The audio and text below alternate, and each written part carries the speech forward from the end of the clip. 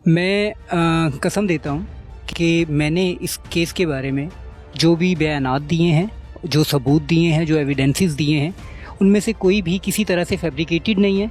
Even जो recordings हैं वो फैब्रिकेटेड नहीं है। मैं सारी जो एविडेंसेस हैं, सीडीआर्स हैं, जो सारी चीज़ें हैं वो आपको प्रोवाइड करता हूँ। आप उन्हें चेक करवा सकते हैं हर तरह से।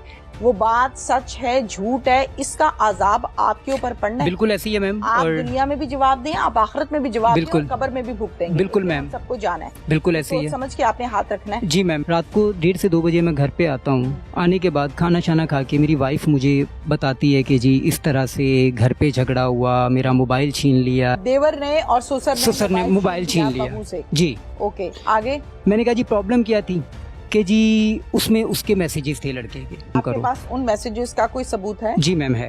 दिखा दें मुझे। जी मैम, मैं दिखा देता हूँ आपको। ये स्क्रीन पर आप लोग मैसेज देख भी सकते हैं जो कि मैंने इस पर पढ़े हैं, और मैं मुनासिब नहीं समझती कि मैं अपनी जबान से ये अल्फाज अदा करूं जो कि इसमें चैट में लिखा हुआ है। मेरे पेरेंट्स बेसिकली उस दिन लाहौर जा रहे थे, ठीक है, लेकिन किसी वजह से नहीं गए, तो ये लोग घर पे वापस आ गए। ठीक है। घर वापस आ गए तो आपके सामने वो सारी चीजें वो रंगे हाथों पकड़ी गई। कितने लोग थे? मैम 2 लोग, एक मेरा नेबर था और एक वो थी। इस कमरे के अंदर आपने देखा कि आपकी भाभी किसी गैर मर्द के साथ है और दरवाजा बंद है। जी ठीक है, दरवाजा कितनी देर खटकाया? दरवाजा मैंने 3 से 4 मिनट दरवाजा नॉक किया है। उसके बाद दरवाजा ओपन हुआ है। अंदर से किसी किस्म की कोई आवाज नहीं आई। ठीक है, फिर बाहर जब आई भाभी तो क्या कहा आपने भाभी से? तो मैंने पूछा, मैंने कहा भाभी तो ना, मैंने भाभी बाहर आई है तो मुझे वो जो साहिल था वो मुझे नजर आ गया। ठीक है। तो मैं उस टाइम देख रहा हूँ, मैं तो वैसे ही शौक हो गया था। मामा पापा वैसे बाहर थे तो वो बाहर निकल रहा है। उस टाइम तो ना मामा पापा तो दरवाजे पे थे उस टाइम तक। इतनी देर में वो बाहर निकल गया, यानी कि मामा पापा ने भी देखा उसको बाहर निकलते हुए। तो मैं उसके बाद अंदर आया। मैंने आके भाभी से पूछा, कहती वो वैसे ही आया था। मैंने कहा दरवाजे का कमरा क्यों लॉक था? बिल्कुल ठीक है। तो वो आगे से चुप हो गई हैं। ठीक है। तो ना मैंने कहा मैं भाई को कॉल करता हूँ। तो ना मैंने भाई को कॉल करने के लिए अपना मोबाइल निकाला। उतनी देर में भाभी ने अपना मोबाइल पकड़ा है। मैं भाग के भाभी से मोबाइल खींचता हूँ। उसमें मैं देखता हूँ कि उसमें सारे मैसेजेस होते हैं। ओके, जिनका मैं प्रूफ देता हूँ भाई को। अस्सलाम वालेकुम। प्रोग्राम पुकार के साथ मैं हूँ आपकी मेजबान तहमीना शेख। इस टाइम कोट राधा किशन के एक नवाही गांव में मैं मौजूद हूँ, जहां पर आप ये देखेंगे आगे जाके कि एक शौहर दुहाई दे रहा है। अपनी अहलिया, अपनी बीवी के मुतालिक संगीन इल्जामात की गुफ्तगू कर रहा है, और वो इल्जामात ऐसे हैं कि जिसको मैं जस्टिफाई नहीं कर सकती, जो कि काम कानून का है, थाने का है, लेकिन थाने ने ये काम किया नहीं। अदालत भी कुरान पाक को मानती है, बीइंग अ मुस्लिम हम भी कुरान पाक को मानते हैं, और कुरान पाक के ऊपर हाथ रख के जो बात कह दी जाए उस पर यकीन किया जाता है, और फिर आगे से आप आर्ग्यूमेंट, आप आगे से काउंटर क्वेश्चन नहीं कर सकते। तो मैं भी प्रोग्राम के आगाज में अपने कैरेक्टर से ये रिक्वेस्ट करूंगी कि आप जो भी बात करेंगे वो कुरान पाक की मौजूदगी में, कुरान पाक के ऊपर हाथ रखते हुए करेंगे, क्योंकि इल्जाम जब तक ट्रायल चल रहा होता है दोनों पार्टीज की जानिब से एक दूसरे पर लगाए जाते हैं। आप तैयार हैं? जी मैम, मैं तैयार हूँ। पहले मुझे पूरा नाम बता दें। मोहम्मद आफ्ताब जमील। आफ्ताब जमील। जी मैम। आफ्ताब, आप वजू कीजिए और कुरान पाक पर हाथ रखें, और फिर उसके बाद हम आपसे आगे बात करें। जी बिल्कुल।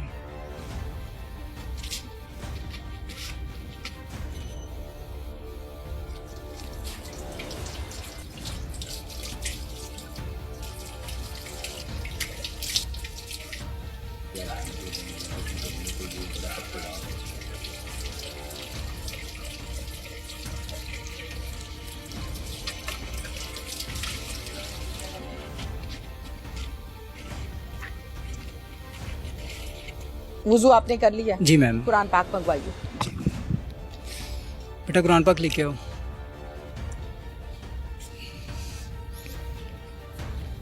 अब आप ये देख लें कि ये कुरान पाक के ऊपर आपने हाथ रखा हुआ है। जी मैम। ठीक है जी। हमारी दुनिया, हमारी आखिरत, हमारा दीन इस पर कंप्लीट है। बिल्कुल ठीक हो गया? बिल्कुल मैम। अब आप इसके ऊपर हाथ रख के जो बात करेंगे वो बात सच है, झूठ है, इसका अजाब आपके ऊपर पड़ना है। बिल्कुल ऐसी है मैम। आप और दुनिया में भी जवाब दें, आप आखिरत में भी जवाब दें, और कब्र में भी भुगतेंगे। बिल्कुल मैम। सबको जाना है। बिल्कुल ऐसी है। समझ के आपने हाथ रखना है। जी मैम, मैं कसम देता हूँ कि मैंने इस केस के बारे में जो भी बयानात दिए हैं, जो सबूत दिए हैं, जो एविडेंसेस दिए हैं, उनमें से कोई भी किसी तरह से फैब्रिकेटेड नहीं है।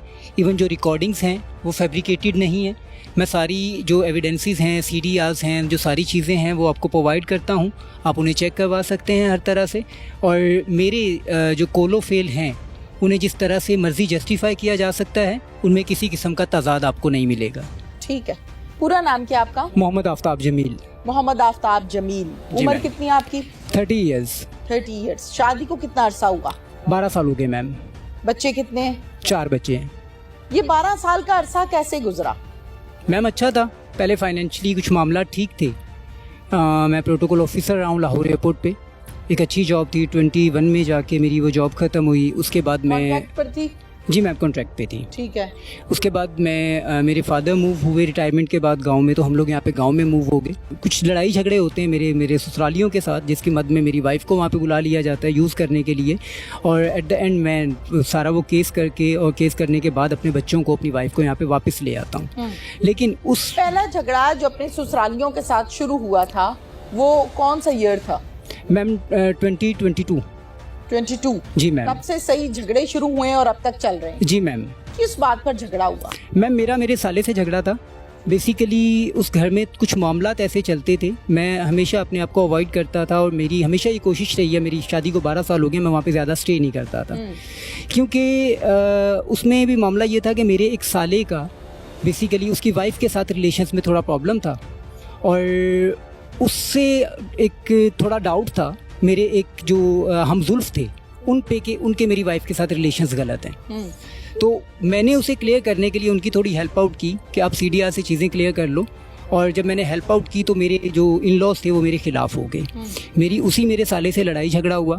उसके बाद जब लड़ाई झगड़ा हुआ, बात तलक कलामी तक पहुंची। पहले मैं वहाँ पे लड़ने के लिए गया, उसके बाद उन्होंने मेरे पे फायरिंग की। ठीक है। मेरे पे घर आके। ठीक है। जिसकी रैकी वो लेते रहे। उस टाइम पे भी मैंने CDRs के थ्रू प्रूफ किया था कि मेरे नेबर में वो किसी से कॉन्टेक्ट में थे कि मैं कब घर आ रहा हूँ, कब जा रहा हूँ। और जब वो सारी चीज़ें हुई तो एट द एंड उन्होंने मेरी वाइफ को वहाँ पे बुलाया विद चिल्ड्रंस, क्योंकि उन्हें पता था मेरे बच्चों के बारे में इंटेंशंस क्या हैं। और मैं वहाँ पे मजबूर हो गया। ठीक है। जी मैम। नानो नफका का केस चला। 9 मंथ्स के बाद मैं अपनी वाइफ को वापस लाया। सिद्रा नवाज गिल जस्टिस थी, जिन्होंने मेरे बच्चों की तरफ मेरी इंटेंशंस को देखते हुए ये सारा वो चीज़ें सॉर्ट आउट की। नफका में आप पर मंथ क्या पे करते रहे हैं? मैम अप्रॉक्सीमेटली 14,000 के करीब मेरा बच्चों का जाता था। उसके बाद क्योंकि मैं इस चीज़ पे बड़ा इंटेंट होता था कि मुझे अपने बच्चों से मिलना है।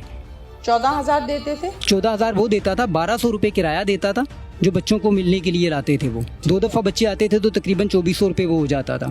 उसके अलावा ऑब्वियसली मेरे बच्चे आते थे तो मैं उनके लिए खाने पीने के लिए और बाकी सारी चीज़ें करने के लिए वो सारे मामलात करता था। ठीक है। जी।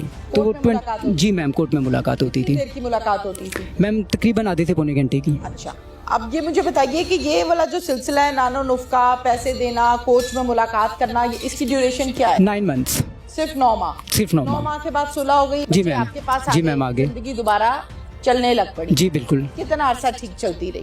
मैम तकरीबन 6 से 7 माह। जब वो वापस आ गई, सुलह हो गई, तो फिर मामलात रूटीन पे चलने लगे? जी मैम रूटीन पे चलने लगे, बट उसकी एक ही जिद थी, मुझे अलग मकान लेके दो। ठीक है। और मैं उसमें थोड़ा सा उस पे इस वजह से इंटरेस्ट लेता था क्योंकि यहाँ पे गांव में बच्चों की एजुकेशन का बड़ा मसला होता था। ठीक है। तो मैंने ये सोचते हुए कि मैं एजुकेटर स्कूल में अपने बच्चों को एडमिट करवा दूंगा, मैंने बच्चों को एजुकेटर स्कूल में एडमिट करवाया और मैंने सिटी में कोट राधा किशन सिटी में जाके एक घर ले लिया। ठीक है। और ऑब्वियसली मेरे माइंड में ना तो कोई नेगेटिविटी। जी मैम रेंट पे लिया। मेरे माइंड में उसके अकॉर्डिंगली कोई नेगेटिविटी नहीं थी, किसी भी तरह की कोई चीज़ें नहीं थी। लेकिन बच्चों को मैंने वहाँ पे एडमिट करवाया और साथ में एजुकेटर स्कूल की ही टीचर ट्रेनिंग स्टार्ट कर दी मैंने। ठीक है। स्पोकन इंग्लिश के लिए उन्होंने प्रिंसिपल ने मुझे हायर किया, मैंने उसकी टीचर ट्रेनिंग स्टार्ट कर दी। But on the 3rd month मेरा एक्सीडेंट हो गया। मेरे से गाड़ी जो थी वो क्रैश हो गई थी, पलट गई थी और मैं बहुत ज़्यादा यानी कि उसमें प्रॉब्लम्स आई, इंजर्ड हो गया और मेरा मुझे थोड़ा आई प्रॉब्लम हुआ था, मुझे नज़र आना बंद हो गया था। तो ऑब्वियसली मुझे वापस घर आना पड़ा। यहाँ पर अबाई घर? जी मैम अबाई घर में आना पड़ा क्योंकि पेरेंट्स थे वहाँ पे, अकेला ना तो मैं रह सकता था, मुझे मेडिसिन के लिए जाना पड़ता था और ये सारी चीज़ें थी। ठीक है। फिर आप वापस यहाँ आ गए? जी मैम वापस यहाँ पे आ गया। दोबारा शुरू हो गया कि मैम? वापस क्यों गए? जी मैम जी मैम यहाँ पे आ गया तो झगड़ा इस हद तक शुरू हो गया कि हमारे इज़्दवाजी ताल्लुकात किसी भी तरह से रहे ही नहीं। ठीक है।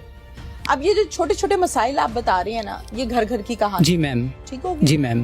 दानो नुफ्का का केस तब आता है जब बहुत सीरियस पोजीशन आ जी मैम, ऐसे ही है। जी मैम। इश्यूज जो चल रहे हैं, जी जी, वो भी सॉर्ट आउट हो गया। वो भी सॉर्ट आउट हो गया। आ गई सुलह हो गई। जी मैम, सुलह हो गई। अब आपका मेजर इशू क्या है, प्रॉब्लम क्या है? आपको थाने से भी शिकायत है, आपको माशरे से भी शिकायत है, आपको कानून से भी शिकायत है, तो आपके पास मौका है, मुझे बताएं आपका इशू क्या है? मैम मेरा इशू ये है कि मैंने आपको बताया कि मेरा एक्सीडेंट हुआ था। रिकवरी के बाद मैंने प्राइवेट एक कंपनी में जॉब स्टार्ट कर दी लाहौर में। रिकवरी कितने महीनों में हुई? मैम तकरीबन 4 से 5 माह में। 5 माह के बाद क्या हुआ? मैम 5 माह के बाद ये हुआ, मैंने जॉब स्टार्ट कर दी। मैं लाहौर रह रहा था, मैं वीकली बेसिस पे घर आया करता था। ठीक है। और कोई ऐसा प्रॉब्लम नहीं था क्योंकि फैमिली साथ रह रही थी।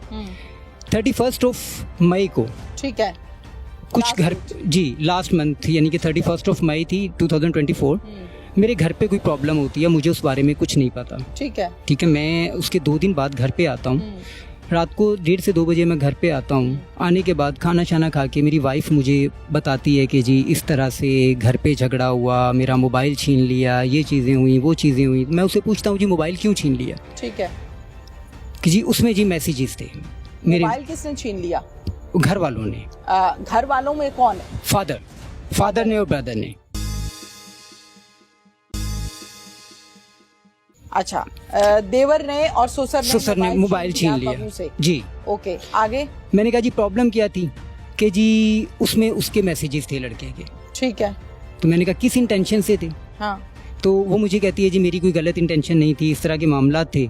और रोती धोती है और बच्चों का वास्ता देती है। मैं उसे कहता हूँ जी ठीक है, जो बात हो गई सो हो गई, इस बात को यहीं पे खत्म करो। आपके पास उन मैसेजेस का कोई सबूत है? जी मैम है। दिखा दें मुझे। जी मैम, मैं दिखा देता हूँ आपको। एक तो सीडीआर के थ्रू वो चीज़ें साबित हो रही हैं कि उन टाइमिंग्स पे सबूत हैं। मैसेजेस दिखा दें। जी मैम, मैं वो दिखा देता हूँ आपको।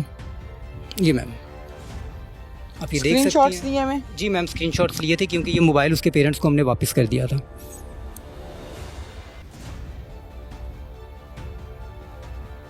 अब इसमें जो सेंडर है उसका नंबर नहीं आ रहा। मैम आ रहा है, नेक्स्ट मैसेज पे आपको नंबर मिलेगा।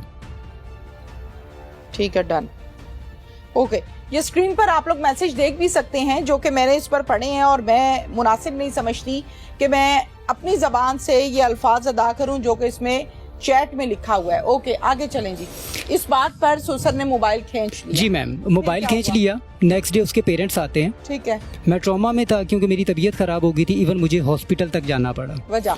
मैम बहुत बड़ी टेंशन थी। अच्छा, टेंशन। ठीक है, ठीक है। मैम नेक्स्ट डे उसके पेरेंट्स आते हैं और मेरे फादर और मेरे ब्रदर बार बार कहते हैं कि ये मैसेजेस दिखाओ इन्हें। ठीक है। और मैं कहता हूँ जी मुझे इन डिटेल्स में नहीं पढ़ना। ठीक है।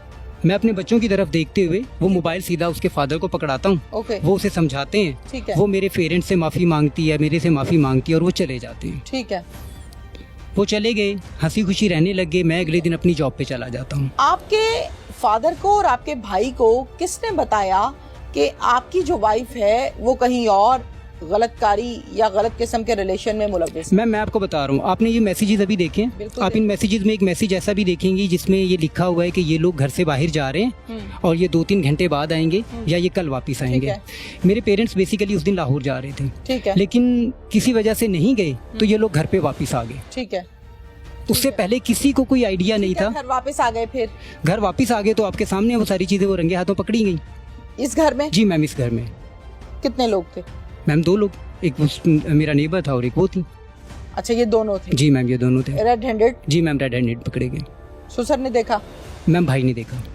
फिर मना किया? फिर क्या हुआ? फिर मना किया, मोबाइल ले लिया, उसके पेरेंट्स को कॉल की। कुछ नहीं मारा पीटा किसी ने नहीं, कुछ नहीं किया। उसके पेरेंट्स को कॉल की, इवन मुझे तक नहीं बताया कि मैं तैश में आके कोई गलत कदम नहीं उठा जाऊँ। फिर उसके पेरेंट्स को कॉल करने के बाद घर पे सारी चीज़ें, नेक्स्ट डे मैं आता हूँ, वो मुझे बताती है। मुझे बताने के बाद उसी इवनिंग में उसके पेरेंट्स आ जाते हैं। ठीक है। उसका फादर आते हैं। आपने क्या कहा सुनने के बाद? मैंने सुनने के बाद जब उसने कहा जी मैं आज के बाद तौबा करती हूँ, तो मैंने कहा गलती हो गई, ठीक है, कल को अपने बच्चों की तरफ देखो, दोबारा ये गलती दोहराई नहीं जानी चाहिए। ठीक है। वो मेरे से कमिट करती है। इवन हाफजा थी वो।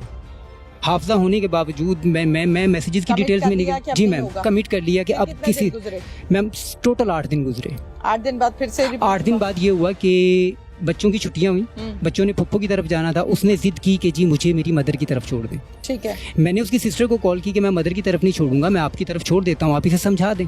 ठीक है। मदर के क्यों नहीं? मैं मदर की तरफ इसलिए नहीं, मदर बेसिकली उसकी हाँ में हाँ मिलाती थी, जो वो कहती थी वो ठीक थी, स्टार्ट से चला आ रहा था, मुझे पता था, उनकी एक नेचर का पता चल जाता है। और उनकी बहन पर आपको एतबार? जी मुझे एतबार था। ठीक हो, मैं उनकी बहन के छोड़ा? जी मैम, मैंने बहन की तरफ छोड़ा। ठीक है। इवन जब मैंने बहन की तरफ छोड़ा तो उसी टाइम पे उसकी मदर उसे लेने आ गई।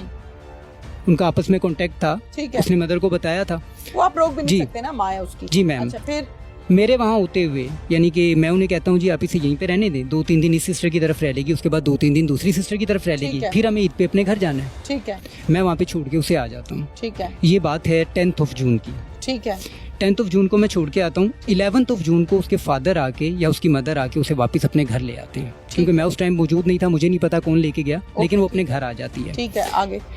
मैम 14 जून की रात को, यानी कि 13 जून का डे था और रात स्टार्ट होगी 14 जून की। ठीक है। मेरा ब्रेक होता है तकरीबन 12:15 पे या 20 मिनट पे। ठीक है। हमें बीच में मिड टाइम मिलता है। ठीक है। मैं बाहर निकलता हूँ किसी काम की वजह से, क्योंकि मेरी कभी आदत नहीं रही थी मैं लेट नाइट अपनी वाइफ को कॉल करूँ। ठीक है। कभी भी नहीं की थी। उस दिन मैंने बाई चांस कॉल की। उस दिन मैंने कॉल की तो 12:46 पे, आप CDRs में देख सकती हैं, मेरी कॉल जाती है, उसका नंबर वेटिंग पे है। ठीक है।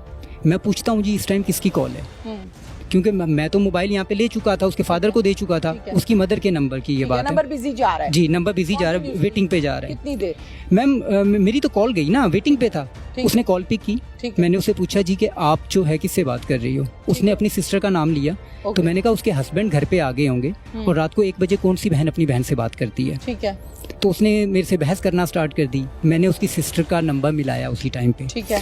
मेरे कॉल काटने में और नंबर मिलाने में उसकी सिस्टर का नंबर बिजी जाने लग गया, यानी कि वो कॉल करने लग गई। ठीक है। ठीक है, वो कॉल करने लग गई, लेकिन कह लें कि अनफॉर्चुनेटली ये हुआ कि उसकी सिस्टर उस टाइम पे अपने हस्बैंड को खाना दे रही थी और वो फ़ोन बच्ची ने उठाया। ठीक है। उसके फ़ौरन बाद मेरी कॉल गई तो वो बच्ची ने मुझे कहा जी मामा कोई काम कर रही हैं या जो भी है। मैंने कहा आप मेरी बात करवा दो। उसकी सिस्टर से मेरी बात हुई, मैंने उनसे पूछा जी आपकी अभी उससे बात हो रही थी? ठीक है। उन्होंने मना कर दिया। क्या कहा? उन्होंने कहा मेरी नहीं बात हुई। नहीं हुई। मेरी बात हुई थी, ठीक है। मेरे हस्बैंड के आने से पहले हुई थी और मेरे हस्बैंड को आए हुए 2 घंटे घर पे हो गए हैं। मेरा दिमाग खराब है, मैं जो इस तरह बात करूंगी। ठीक है। तो मैं उन्हें कहता हूँ जी ये चीज़ें पहले भी हुई हैं और ये चीज़ें अब फिर हो रही हैं। रात को 1 बजे बात कर रही है, तो वो इवन मुझे ये कहती है कि ये अगर हो रहा है तो गलत हो रहा है। इवन अगर इस तरह की माँ हो तो मैं भी अपने बेटों के लिए कभी तुम्हारी बेटियों का रिश्ता ना लूँ। ठीक है। ठीक है, ज़ाहिर है जी मैम, कोई भी शरीफ शख्स जो है वो जी मैम काम बर्दाश्त नहीं करता। जी। उसके बाद मैम मैं 12:46 या 47 की ये बात होगी, 12:51 या 52 पे मैं दोबारा कॉल करता हूँ। उसे कहता हूँ कि अपनी मदर से मेरी बात करवाओ। ठीक है। यानी कि मेरी सास से। वो पास बैठी हुई हैं। मैं उनसे कहता हूँ जी ये किसी और से बात कर रही है। वो मुझे कह रही है तुम्हें गलत फहमी हो रही है, ये हो रहा है, वो हो रहा है। एट द एंड मैं जब उन्हें कहता हूँ जी मैंने रुखसाना से पूछ लिया है, ये उससे बात नहीं कर रही थी, क्योंकि वो इसी चीज़ पे थी, ये उससे बात कर रही है। तो उन्होंने कहा जी अच्छा मैं इसका सर फाड़ देती हूँ, मैं ये कर देती हूँ, मैं वो कर देती हूँ, मैं इसके फादर को बताती हूँ। मैंने अपना मोबाइल लेके रख लिया है। ठीक है। ये 12:51 या 52 की बात है। ठीक है। उसके बाद थोड़ी देर बाद फिर उनकी कॉल आती है। लास्ट कॉल मेरी 1:05 पे है उन्हें, जो मेरी बात हुई। वो कहती हैं जी अब ये मोबाइल यूज़ नहीं करेगी। लेकिन उसी रात जी, लेकिन आप देख सकती हैं CDRs में कि एक के साथ वो कॉल पे है और दूसरे के साथ वो मैसेजेस पे है। दोनों से एट अ टाइम कॉन्टेक्टेड है। ये दोनों कहाँ रहते हैं और ये कौन है? मैम ये एक नेबर था। नेबर है जी, एक मेरा नेबर था, साहिल आकाश। साहिल जी। साहिल मैरिड है? नहीं मैम अनमैरिड है। और साहिल कब से रहता है इसी मोहल्ले में? मैम ऑब्वियसली बचपन से रहता है। और आप लोग भी पुराने रहते हैं? जी मैम हम लोग भी पुराने रहते हैं। आकाश कौन है? मैम साहिल आकाश उसका पूरे का नाम है। ओके, दूसरा मैम जुबैर असलम नाम है, वो मेरा खालाजाद कजन है। खालाजाद कजन? जी मैम। खाला का बेटा? जी मैम मेरी खाला का बेटा। वो मैरिड है? जी मैम वो मैरिड है। उसके कितने बच्चे हैं? मैम एक बेटी है। न्यूली मैरिड है? जी अप्रोक्सीमेटली 2 साल हुए मैरिज शादी को। 2 साल हुए। तो वो भी इनके साथ इन्वॉल्व है और साहिल भी इन्वॉल्व है? जी मैम उसी टाइम पे। अच्छा, अब ये बात साबित हम कैसे कर सकते हैं? मैम CDRs के थ्रू। CDRs दिखा दे मुझे। जी मैम मैं दिखाता हूँ आपको उसी रात की CDRs। साहिल का दिखा दे मुझे कि कितनी कॉल्स हैं और क्या डिटेल्स हैं। मैम ये देखें, यहाँ 12:10 पे कॉल स्टार्ट हुई है, ये इनकमिंग कॉल होगी। ठीक है 181 वाला नंबर, ये जुबैर असलम का नंबर है। ठीक। और ये उसी के बिल्कुल नीचे आप देखेंगे, ये जो मेरे हाथ में पेपर आप देख रहे हैं इसे कहा जाता है CDR। CDR का मतलब ये होता है कि आप नंबर को चेक कर सकते हैं कि इस नंबर का किस किस नंबर के साथ कॉल पर कांटेक्ट रहा, कितने घंटे बात हुई, कितने सेकंड बात हुई, कितने मिनट बात हुई, किस नेटवर्क पर बात हुई, किस बंदे से बात हुई, इसे कहा जाता है CDR।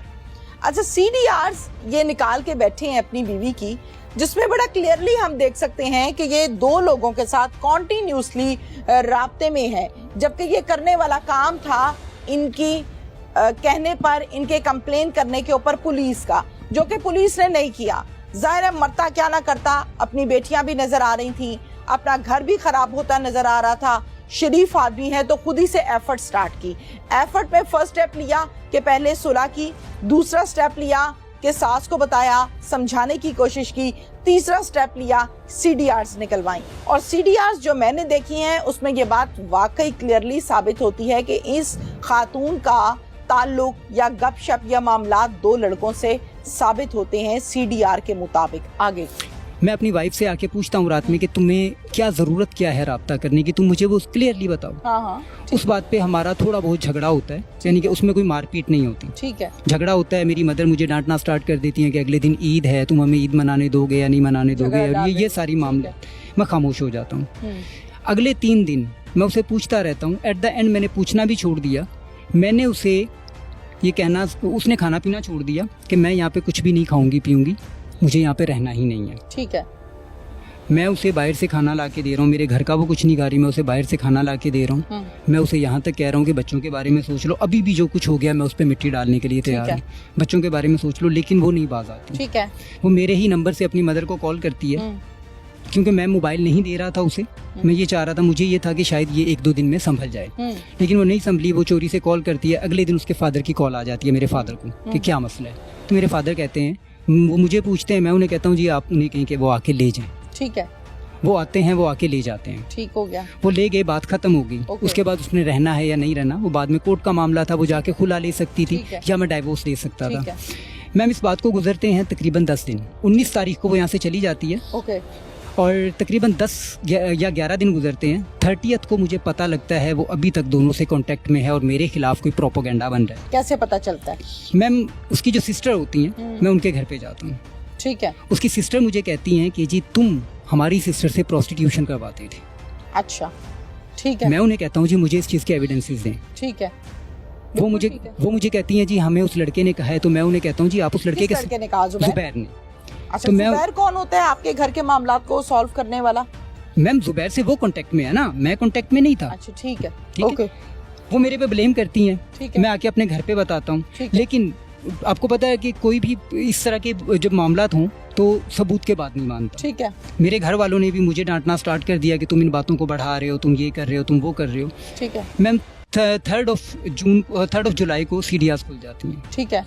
जो CDRs खुलती हैं, मैं अपने जो भी सोर्सेज थे वो सोर्सेज यूज़ करके मैं CDRs निकलवाता हूँ। CDRs निकलवाने के बाद जब मैं अपनी फैमिली को दिखाता हूँ, जिनमें मेरी मदर होती हैं, मेरे मामू होते हैं और मेरी मामी होती हैं, मैं इन्हें दिखाता हूँ और मैं इन्हें कहता हूँ जी मुझे सिर्फ इस बात का जवाब चाहिए, उसने रहना है नहीं रहना वो एक अलग चीज़ है।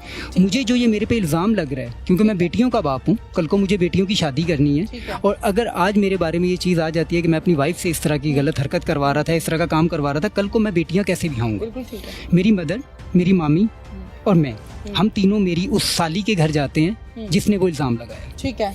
वहाँ पे जाते हैं, वहाँ पे उससे सारी गुफ्तगू होती है और उस गुफ्तगू में आप सुन सकती हैं, मेरे पास रिकॉर्डिंग मौजूद है।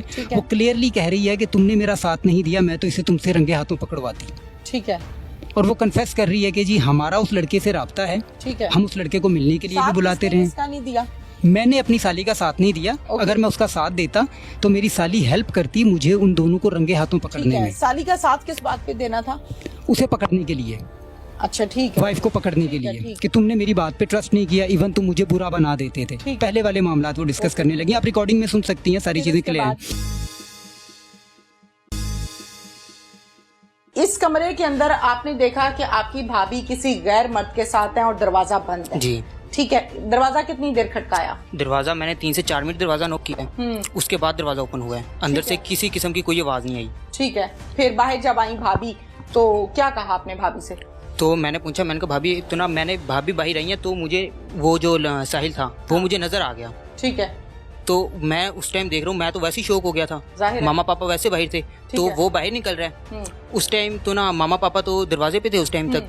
इतनी देर में वो बाहर निकल गया, यानी कि मामा पापा ने भी देखा उसको बाहर निकलते हुए। तो मैं उसके पास उसके बाद अंदर आया हूँ, मैंने आके भाभी से पूछा, कहती वो वैसे ही आया था। मैंने कहा दरवाजे का कमरा क्यों लॉक था? बिल्कुल ठीक है।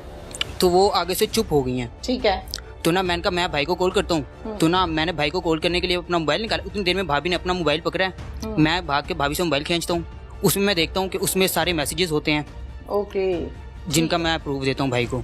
अब मुझे ये बताइए कि आप पुलिस स्टेशन गए, राब्ता किया आपने? जी मैम, मैंने सबसे पहले, क्योंकि मैंने आपका एक प्रोग्राम देखा था जिसमें इसी तरह का एक प्रोग्राम था, बंदा कोई मर्डर कमिट कर देता है। ठीक है। तो आपने उससे ये सवाल किया था कि आप पुलिस के पास क्यों नहीं गए, और ऑब्वियसली हमारा लॉ भी ये कहता है। मैंने पहले इस पे रिसर्च की कि ये लॉ में ये होता है या नहीं होता, क्योंकि मैंने जिससे भी कंसल्ट किया, हमारे यहाँ पे एक जो सिंपल रूटीन में चल रहा है वो ये होता है डाइवोर्स दे दो, आराम से बैठ जाओ। तो मैं, क्योंकि मुझे अपने ये इल्ज़ाम गलत साबित करने थे, डाइवोर्स देने थे, वो इल्ज़ाम उनके ख़त्म नहीं हो रहे थे, बल्कि वो कॉन्टीन्यूअसली वो चीज़ें जारी रखे हुए थे। उस चीज़ को सॉर्ट आउट करने के लिए मैंने देखा कि 496B हमारे पास एक ऐसा लॉ है जिसके अकॉर्डिंगली कोई भी औरत जो है वो मैरिड है या अनमैरिड है, वो विदाउट मैरिज किसी के साथ कोई रिलेशन इंटैक्ट नहीं रख सकती। डेफिनेटली नहीं। और ये एक क्रिमिनल एक्ट है, और अगर आप इस चीज़ को प्रूव कर देते हैं तो 5 ईयर की इम्प्रिजमेंट है, और ये सारी चीज़ें हैं। मैम FIR हो जाए तो? जी मैम, अगर FIR हो जाए मैं एप्लीकेशन लिखता हूँ, और विद एविडेंसेस, सारे एविडेंसेस के साथ मैं पुलिस स्टेशन कोटरादा किशन आता हूँ 10 जुलाई को। ठीक है। आके मैं एप्लीकेशन देता हूँ। पहले 2-3 दिन 4 दिन तो ये चीज़ रहती है कि जी मुहर्रम है, मुहर्रमों की ड्यूटियाँ लगी हुई हैं। अच्छा। उसके बाद पार्टीज को कॉल की जाती है। कोटरादा किशन थाना जो के हदूद में आता है कसूर की, SHO साहब मौजूद नहीं है। मुहर्रमों की ड्यूटियां हो रही हैं, बिल्कुल हो रही हैं, लेकिन मुहर्रमों की ड्यूटियों का मतलब हरगिज भी ये नहीं है कि बाकी जो साइल आएंगे उनकी बात नहीं सुननी और उनको लावारिस बेयारो मददगार छोड़ देना है और खुद मुहर्रम की ड्यूटी देनी है। ये बात भी बिल्कुल भी IG साहब ने नहीं की, ना ऐसी कोई बात मैंने कानून में सुनी है, जबकि कोटरादा किशन थाने में हो ऐसा ही रहा है। ओके। उसके बाद मैम, हम मुहर्रमों की ड्यूटी में मसरूफ है। जी मैम, अभी कुछ नहीं कर सकते। जी मैम। कितने दिन का लारा? मैम उन्होंने तीनों पार्टीज को कॉल की, क्योंकि 2 मेरे को अक्यूज थे, एक अक्यूज मेरी बीवी थी। तीनों पार्टीज को कॉल की, लेकिन उनकी तरफ से कोई कांटेक्ट नहीं हुआ। उन्होंने कहा जी हम मुहर्रमों के बाद ही नहीं देखते हैं। उसके बाद सेकंड टाइम कांटेक्ट किया गया, तीनों पार्टियों में से कोई नहीं आया। उसके बाद मैम इन्होंने संडे को बुलाया पार्टीज को, जब सामने ये सारी चीज़ें रखी तो आयो ने ये प्रूफ किया वहाँ पे।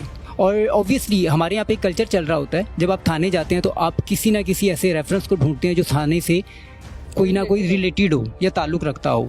मेरे जो अक्यूज़ थे उनके साथ आते हैं जी हमारे कोटरादा किशन थाने में एक मुहर्रर रहे हैं, राइटर रहे हैं, और अभी वो ASI हैं थाना चूनिया में।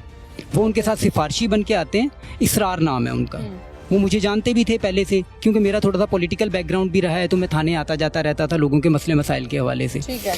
तो वो आते हैं, सारी बातें होती हैं। एट द एंड आयो, क्योंकि खुद इस चीज़ में था कि अगर ये बात ज़्यादा लंबी जाती है तो मेरी बच्चियों के लिए मसला होगा, कल को इज़्ज़त और ये सारी चीज़ें। तो उन्होंने कहा कि अगर ये लोग माफ़ीनामा और ये सारी चीज़ें लिख के दे देते हैं और ये लोग एक्सेप्ट कर लेते हैं तो आप सुलह कर लो। और मैं इस चीज़ पे एग्री करता हूँ। मैं, मुझे आयोग की इंटेंशंस अच्छी लगती हैं, मैं क्लियरली कहूँगा, मैं इस चीज़ पे एग्री करता हूँ। और मैं लेकिन उनसे ये कहता हूँ कि अगर ये नहीं करते तो मुझे I need everyone behind the bars. ठीक है।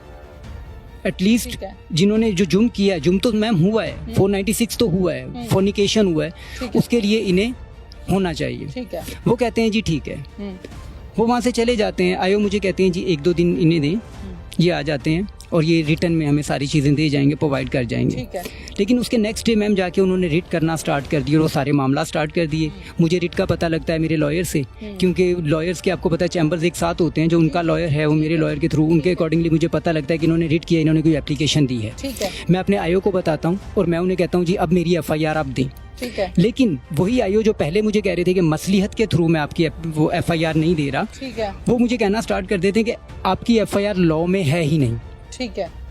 ठीक है। मैं उस पर मैम एविडेंसेस प्रोवाइड करता हूँ। ठीक है। पेशावर हाई कोर्ट और सिंध हाई कोर्ट और इवन लाहौर हाई कोर्ट के कुछ केसेस हैं जो मैं उन्हें प्रोवाइड करता हूँ कि ये देखें ये FIRs हुई हैं। और 496B अगर स्टार्ट होता है तो थाने से होता है, फर्स्ट इन्फॉर्मेशन रिपोर्ट के बाद। लेकिन ma'am they are not agree to do that. Even मैंने यहाँ तक का, मैं जब फर्स्ट डे थाने में एप्लीकेशन देने आया, that was the time when I have only 2 options, to commit suicide और टू किल समवन। ठीक है। मैंने क्लियरली पहले दिन भी थाने में ये बात कही, और मैंने जब आपसे कांटेक्ट किया तो मैंने आपसे भी ये बात कही, और इवन मैंने 1787 पे मेरा राब्ता हुआ, ठीक है, उन्हें भी मैंने ये बात कही कि भाई मुझे एक दफ़ा रिटर्न में दे दें, मेरी FIR नहीं होती। नहीं हुई? फिर नहीं हुई मैम। एप्लीकेशन देने के बावजूद FIR नहीं हुई? नहीं हुई मैम। नहीं हुई। अब मुतालबा क्या है? मैम ऑब्वियसली मुझे FIR चाहिए। अच्छा, और इस रिश्ते को कंटिन्यू करना है या खत्म करना है? मैम देखें, रिश्ता तो एक सिंपल सी बात है, फॉर्निकेशन का जब आप वो करते हैं ना तो उसके बाद रिश्ता इंटैक्ट नहीं रहता। ठीक है, आपने क्या करना है? मैम इंटेंशंस क्या है? मैम देखें, मेरी इंटेंशंस, मैम मैं आपको CDRs प्रोवाइड कर वो सॉरी स्क्रीनशॉट्स प्रोवाइड करूंगा जो आप उस पर चला सकते हैं। इवन इसके थर्ड टाइम मैम मैं वही बताने जा रहा हूँ। नहीं, टाइम जरा शॉर्ट है, मुझे ये बताएं कि आपने कंटिन्यू करना है या खत्म? No ma'am, I don't want to continue now. Continue नहीं मैम, खत्म करना। जी मैम। और ये बच्चियां, ये किसकी कस्टडी में जाएंगी? मैम ऑब्वियसली मैं अपनी बच्चियों को, आपके सामने सारे रिकॉर्ड्स हैं जो जिस तरह की चीज़ें हैं, मैं अपनी बच्चियों को उस माहौल में नहीं छोड़ सकता। लेकिन मैम माँ का कानून के मुताबिक, मैम माँ का बाकिरदार होना भी ज़रूरी है पाकिस्तानी कानून के मुताबिक। जी मैम, मैं साबित कर सकता हूँ। FIR नहीं करा पा रहे? मैम FIR नहीं हो पा रही। करेंगे आप? मैम यही तो रीज़न है, आपके पास आने की रीज़न क्या है? कर रही हूँ ना, देखें मैं ना आपकी पार्टी हूँ ना उनकी। जी जी, मैं आपसे सवाल कर, जी मैम। आप FIR करवा पा रहे हैं? नहीं मैम, ऑब्वियसली अभी तक नहीं करवा पाया। तो फिर बच्चों की कस्टडी कैसे लेंगे आप? मैम देखिए, ज़रूरी नहीं होता कि जिस तरह थाने वाले चल रहे हैं हमारा कोर्ट भी इस तरह चले। कोर्ट ने लास्ट टाइम पे भी मेरी इंटेंशंस देखी हैं, और मैं फैक्ट्स एंड फिगर्स पे बात कर रहा हूँ, मैं हवा में बातें नहीं कर रहा। तो किसी एक फोरम पे जाके तो मेरी बात सुनी जाएगी। माँ भी बच्चों की हकदार है ना? मैम ऑब्वियसली है, मैम ऑब्वियसली है, माँ बच्चों की हकदार थी। यही कौन संभालेगा? मैम मैं आपको बता रहा हूँ, माँ बच्चों की हकदार है कानूनी तौर पे। लास्ट टाइम थी, मैंने 9 मंथ उनका जो सारा वो था वो दिया। संभालेगा? मैम बच्चों को मेरी मदर संभाल रही हैं। आपकी मदर तो ज़ईफ है। जी मैम ज़ईफ है, लेकिन वो संभाल रही हैं। इसके बावजूद भी आप बज़िद हैं कि आपने बच्चे लेने हैं? जी मैम, बच्चे तो ऑब्वियसली मेरी वाइफ की तो कोई डिमांड ही नहीं थी बच्चों की, वो तो छोड़ के चली गई। ठीक है, अब है? नहीं, अभी भी नहीं है। नानुनुफ्का का केस? नहीं मैम, अभी भी नहीं है, अभी नहीं किया, अभी नहीं किया उन्होंने। टेंशन तो थी ना मैम? वो तो 9 मंथ पहले जो केस हुआ था उसमें थी इंटेंशन उनकी। 9 माह के बाद क्या बदल गया? अभी नहीं है उनकी इंटेंशन कोई। ठीक हो जी मैम। कहना चाहती हो? नहीं मैम, मुझे सिर्फ मेरी FIR चाहिए। ठीक है। और क्योंकि सारी फैक्ट्स एंड फिगर्स पे है, और मेरा जो आपसे क्वेश्चन है वो सिर्फ ये है जो आप कर सकती हैं अथॉरिटीज़ से। वो क्वेश्चन ये है कि अगर सिंध हाई कोर्ट में या पेशावर हाई कोर्ट में एक FIR दर्ज हो रही है, वो पंजाब में क्यों नहीं हो सकती? सेकेंडली, हमारे यहाँ पे जो चीज़ें चल रही हैं ना, आपके माशाल्लाह प्रोग्राम्स मैंने देखे हैं और बड़े पॉजिटिव जाते हैं, लेकिन एक चीज़ है कि इस तरह के मामले का एंड जो है वो कत्ल निकलता है या खुदकुशी निकलता है। बहुत अच्छा। और वो क्यों निकलता है? वो क्यों निकलता है? क्योंकि हमारी अथॉरिटीज मेल को किसी तरह की भी कोई प्रोवाइड ही नहीं कर रही, फैसिलिटेट ही नहीं कर रही। ज्यादा ऑनर किलिंग के केसेस भी करते हैं। मैम ऑनर किलिंग के केसेस बिल्कुल करते हैं। मेल मारता है ना, औरत को कत्ल कर देता है कि गैरत के नाम पे कत्ल। कभी देखे किसी औरत ने आदमी को कत्ल कर दिया और गैरत के नाम पे? बिल्कुल मैम, आपका सवाल बिल्कुल ठीक है। देखें, अब मेरे पास जो ऑप्शन आ गई है। हाँ। आपने कहा कि मेल के साथ ही ऐसा होता है। जी, मेल कत्ल क्यों करता है वही मैं आपको बताने जा रहा हूँ। मुझे आज तकरीबन 1 माह हो गया है। अच्छा। थाने के चक्कर लगाते हुए, CDRs निकलवाते हुए, सारा कुछ निकलवाते हुए, प्रूफ करते हुए, और आप ही ने कहा कि मैं FIR नहीं करवा पा रहा। जब सिस्टम मुझे अलो नहीं करेगा अपने आप को प्रूफ करने के लिए, और मेरे पे जो इल्जामात लग रहे हैं, मैम फिर गलत रास्ता बच जाता है ना। तो वो चूज करोगे? मैम ऑब्वियसली जब ऑप्शन नहीं बचती आपके, मैं नहीं करना चाह रहा, तभी मैं अथॉरिटीज के पास जा रहा हूँ। शहरोज मेरे साथ इस टाइम मौजूद है। शहरोज वो किरदार है इस कहानी का जिसने रंगे हाथों अपनी भाभी को देखा था। शहरोज, पूरा नाम बता दो। शहरोज जमील। शहरोज जमील। कितनी उम्र है आपकी? मेरी 21। 21। क्या करते हो? मैं स्टूडेंट हूँ। किस चीज? इंटर किया मैंने, उसके बाद ग्राफिक डिजाइनिंग का कोर्स कर रहा हूँ। अच्छा। शहरोज, क्या देखा था उस दिन? उस दिन हमने मैम देखा कि हम आए हैं मेडिसिन लेने गए थे, तो मैं मामा पापा सब आए हैं वापस। आके हमने देखा कि ना दरवाज़ा खुला हुआ है, अंदर आया तो अंदर का जो भाई के रूम का दरवाज़ा था वो लॉक था। तो हमने दरवाज़ा नॉक किया, तो तकरीबन 3 से 4 मिनट बाद दरवाज़ा ओपन हुआ है। तो उस टाइम दोनों रूम में से निकले हैं। दोनों रूम से निकले? ये देखा आपने? जी। मुझे वो जगह दिखा सकते हो? जी, मैं आपको दिखा सकता हूँ।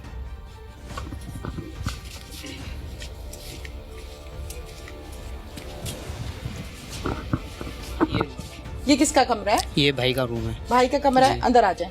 अच्छा, इस कमरे के अंदर आपने देखा कि आपकी भाभी किसी गैर मर्द के साथ है और दरवाजा बंद है। जी। ठीक है। दरवाजा कितनी देर खटकाया? दरवाजा मैंने 3 से 4 मिनट दरवाजा नॉक किया, उसके बाद दरवाजा ओपन हुआ है। अंदर से किसी किस्म की कोई आवाज नहीं आई। ठीक है। फिर बाहर जब आई भाभी तो क्या कहा आपने भाभी से? तो मैंने पूछा, मैंने कहा भाभी तो ना, मैंने भाभी बाहर रही हैं तो मुझे वो जो साहिल था वो मुझे नजर आ गया। ठीक है।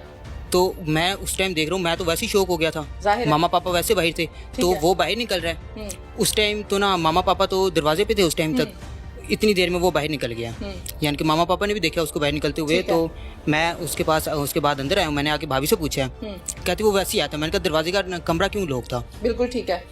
तो वो आगे से चुप हो गई हैं। ठीक है।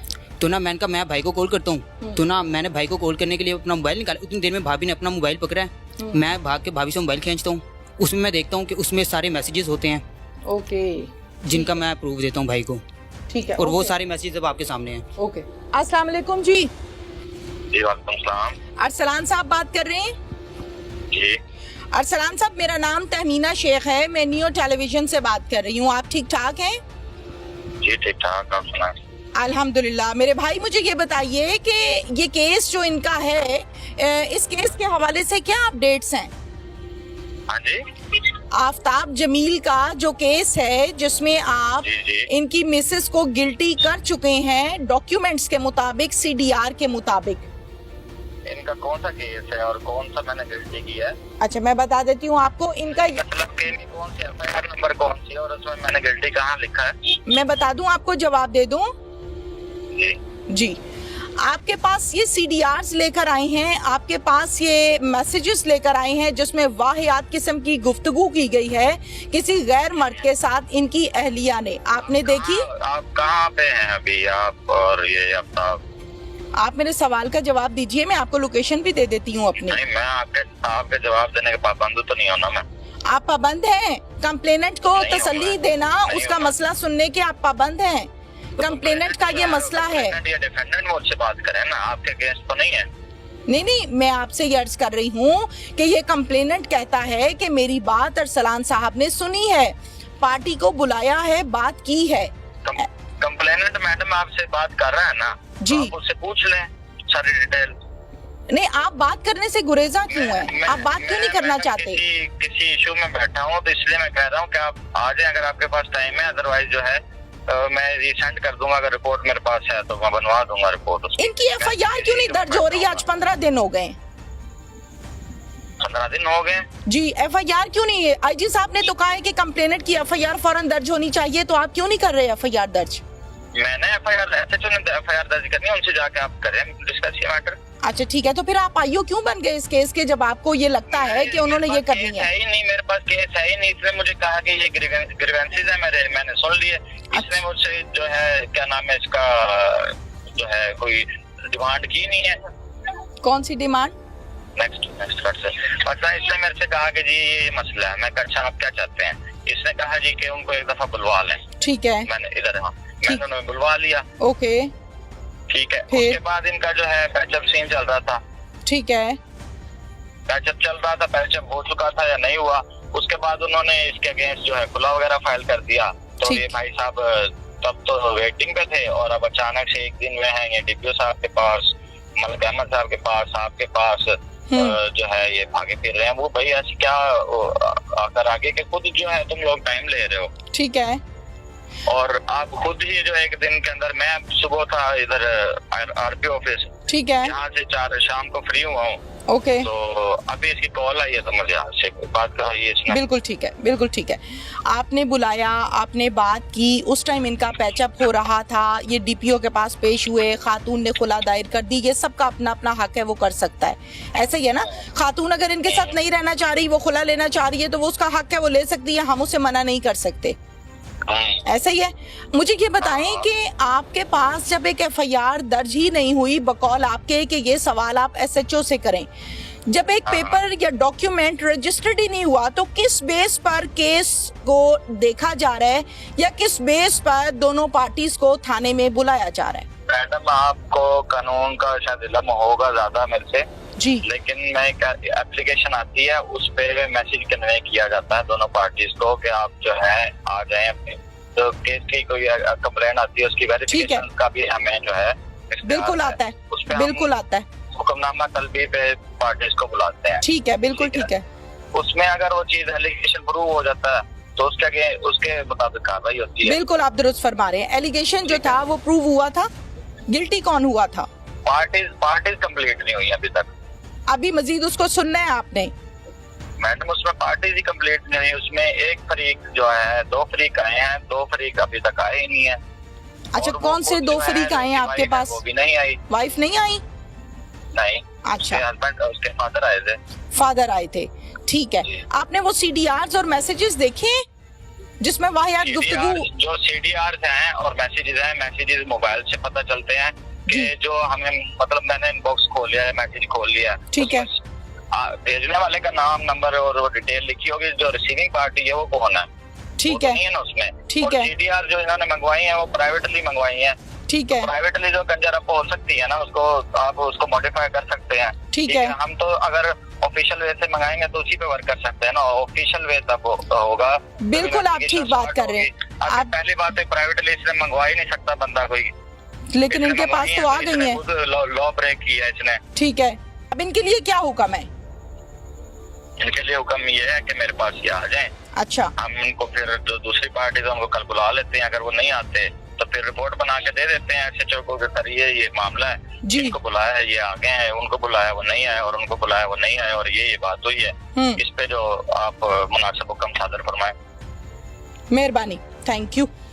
नाज़रीन, आज का जो प्रोग्राम है, जो आज का कैरेक्टर है, वो टोटली मैंने डिफरेंट पाया। हम हर प्रोग्राम में देखते हैं कि एक साइड पे मुद्दई बैठा होता है, एक सेंटर में मुल्जिम है और दूसरी साइड पे पुलिस होती है। अच्छा, जब हम केस को डिटेल के साथ रीड करते हैं, स्टडी करते हैं, तो समझ में आता है कि मुल्जिम का क्या कसूर था, इसका क्या कसूर था, और दोनों के कसूर मिलकर कोई कहीं 1 मर्डर कर रहा है, कहीं 2 कर रहे हैं, कहीं 3 कर रहे हैं, कहीं ऑनर किलिंग हो रही है, कहीं बेटियों को जला दिया, मार दिया, बीवी को कत्ल कर दिया, बीवी को दबो दिया, या शौहर को कत्ल कर दिया गया। हम ये देख रहे होते हैं अपने हर FIR की एंड पर कि मर्डर केस है तो मर्डर मीन्स के कहीं ना कहीं कत्ल तो हुआ है। लेकिन आज मुझे मेरे साथ जो कैरेक्टर बैठे थे, नाम क्या आपका? आफ्ताब जमील। अच्छा, आज मेरे साथ जो कैरेक्टर यानी कि आफ्ताब जमील जो बैठे थे, बड़ी पॉजिटिव बात इन्होंने की। मैंने काफ़ी कोशिश की कि मैं टू द पॉइंट इनको अपने टॉपिक की तरफ लाऊं, सवालों की तरफ लाऊं, ताकि टाइम हमारा जो शॉर्ट है उसमें से हम क्लियरली निकाल सकें। लेकिन बहुत अच्छी बात है, FIR करवाना चाहता है ये शख्स थाने में, इसकी FIR नहीं हो पा रही। CDRs निकालती है पुलिस, पुलिस ने CDRs नहीं निकाली। पुलिस के पास जाके अपनी बीवी के किरदार के हवाले से सबूत के साथ बात करता है, लेकिन पुलिस सुनने को तैयार नहीं है। पुलिस की जानिब से कोट राधा किशन थाने में ये कहा जाता है कि हम मसरूफ हैं फिलहाल, मुहर्रम की ड्यूटियों में, फारिग होंगे तो देखेंगे। और फिर एक मर्तबा ये भी कहा गया कि जो कंप्लेन आप करवाना चाहते हैं इसकी हमें कानून इजाजत नहीं देता, लिहाजा हम ये FIR दर्ज नहीं कर सकते। अब ये सारे सिनेरियो को हम जब देखते हैं और मुख्तलिफ केसेस का जब हम कंपैरिजन करें तो हमें बड़ा क्लियरली समझ आएगा कि कत्ल क्यों होता है। कत्ल सब्र पर सब्र करने के बाद, थाने के कोऑपरेट ना करने के बाद, इंसाफ ना मिलने की उम्मीद पर एट द एंड हो जाता है मर्डर। और जब मर्डर हो जाता है तो वो शख्स जिसको मुद्दई होना चाहिए था वो बन जाता है मुल्जिम, जैसे कि आज की कहानी है। अब ये FIR दर्ज करवाना चाहते हैं लेकिन इनकी FIR दर्ज नहीं हो रही, जो कि कानून पर सवालिया निशान है। कोट राधा किशन पुलिस स्टेशन पर एक सवालिया निशान है कि चीख चीख कर आपको एक शख्स ये कह रहा है कि मैं जुर्म नहीं करना चाहता। थाना कहता है ये कैसे हो सकता है, तुम जुर्म नहीं करना चाहते, तुम तो हमारी खुराक हो, तुम जुर्म करो, हम तुम्हें पूछेंगे। अब अफशीन जो कि आफ्ताब जमील की अहलिया हैं अब तक, अगर वो भी अपने बारे में बात करना चाहती हैं या कोई स्टेटमेंट देना चाहती हैं तो मेरा प्लेटफॉर्म उनके लिए ओपन है। जैसे इन्होंने राब्ता किया और बात की तो आप भी बात कर सकती हैं। इसके साथ ही इजाजत दीजिए, अल्लाह हाफिज।